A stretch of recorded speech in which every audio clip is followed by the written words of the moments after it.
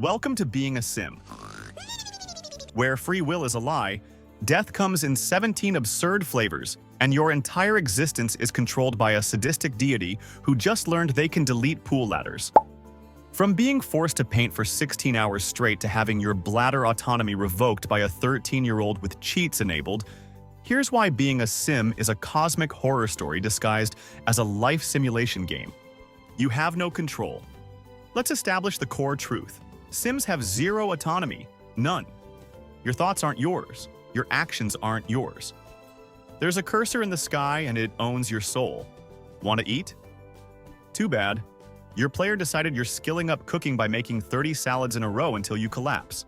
Need sleep? Nope. You're going to this party you don't want to attend because your player is grinding social stats. Have to use the bathroom? Well, the player's redesigning the house right now, so you'll just have to hold it until you physically can't anymore and pee yourself in public. You're not living. You're being puppeteered. Every decision is made by someone who treats your life like a spreadsheet. Optimize career progression. Max out skills. Marry for inheritance money. You don't get dreams, you get tasks. And the worst part? You know you're being controlled. Sims will literally refuse to do things, throw tantrums, and stand there crying. But they can never escape. It's like being in a nightmare where you're screaming but no one can hear you. Except someone can hear you. They're just choosing to make you grill for 8 hours instead. The Death Lottery, 15 plus ways to die. Now let's talk about mortality. Sims don't die peacefully of old age after fulfilling lives. No, they die because their player got bored, or curious, or wanted to see what happens. Yeah, boy. You can die from fire, drowning, electrocution, starvation, old age, overexertion, poison, disease, flies, yes, flies, meteorites, vending machine attacks, rabbit hole accidents, emotional extremes, and, somehow, laughter. Imagine living in a world where you could literally die from being too playful, where a cow plant might eat you, where your pool has no ladder and you suddenly realize your god is running an experiment. Death isn't a natural conclusion, it's content. Players create death scenarios for entertainment. They build rooms with no doors. They start fires deliberately. You're not a person, you're a crash test dummy in someone's morbid curiosity lab. And if you do die, your ghost might get trapped haunting the same house, forced to watch your family move on, or worse, forced to watch your player create a new sim to replace you using the exact same character creator. You're not even unique in death. The needs system. Biological tyranny. Let's discuss the needs system. 8 bars that dictate your entire existence and never stop depleting. Hunger, bladder, energy, social, hygiene, fun, comfort, environment. You're not a person, you're a Tamagotchi that costs $60. These needs drop constantly. You could sleep for 8 hours and wake up hungry, tired, and needing to pee simultaneously. You take a shower, but now you're socially deprived. You talk to someone, but now you're uncomfortable. It never ends.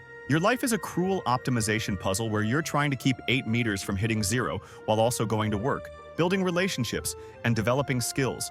It's like playing Jenga with your own sanity. Except the blocks are your bladder and the tower is your will to live. And players? They don't care. They'll ignore your screaming bladder need because you're 1 skill point away from a promotion. They'll let you pass out from exhaustion on the kitchen floor because it's faster than walking to the bed. They'll watch you starve while they're busy decorating the house with fountains you didn't ask for. You are a slave to these meters. Your entire personality is reduced to 8 bars and a handful of traits that barely matter because your player's going to force you into whatever career path they want anyway. Social nightmare, forced relationships. Speaking of control, let's talk relationships. You don't get to choose who you love. Your player does. They'll move you in with a stranger because they have money. They'll make you flirt with your boss for job security. They'll have you woohoo with someone you just met because they want grandkids for their legacy challenge. Romance isn't organic, it's a speedrun. You'll propose to someone after 3 conversations because your player needs to complete an aspiration milestone. You'll have a baby you don't want because your household needs another controllable unit. You'll throw a wedding with guests you've never met because the game said it's a goal. And breakups? Forget it. If your player wants you together, you're together. They'll force-feed you romantic interactions until the relationship meter complies. You have no consent in your own relationships. You're a dating sim protagonist with no dialogue options. The worst part is watching your spouse ignore your crying toddler because their player is controlling a different sim, and yours is on free will mode, which is just another way of saying useless. The building horror. Architectural hostage. Here's a unique nightmare. Your player can rebuild your house around you. Walls appear, doors vanish, rooms shrink. You could be taking a shower and suddenly find yourself in a doorless bathroom because your player is experimenting with layouts. Your home isn't a sanctuary. It's a shifting labyrinth controlled by an architect with god powers and zero building permits. And you can't complain. Players will also build challenge houses. Tiny homes where you can't move. Houses with no windows. Rooms that are just boxes with a single chair. And you're expected to live there, thrive there. Max your skills in a 3x3 square. So what have we learned? Being a sim is psychological torture. You're controlled by an omnipotent being who treats your suffering as entertainment, your death as content, and your free will as a suggestion they can override with a single click. You're trapped in a loop of pointless tasks, forced relationships, and constant needs management, all while living in a house that might get remodeled into a death trap at any moment. You can't escape. You can't rebel. You can't even choose your own outfit without permission. Being a sim doesn't suck. It's existential horror.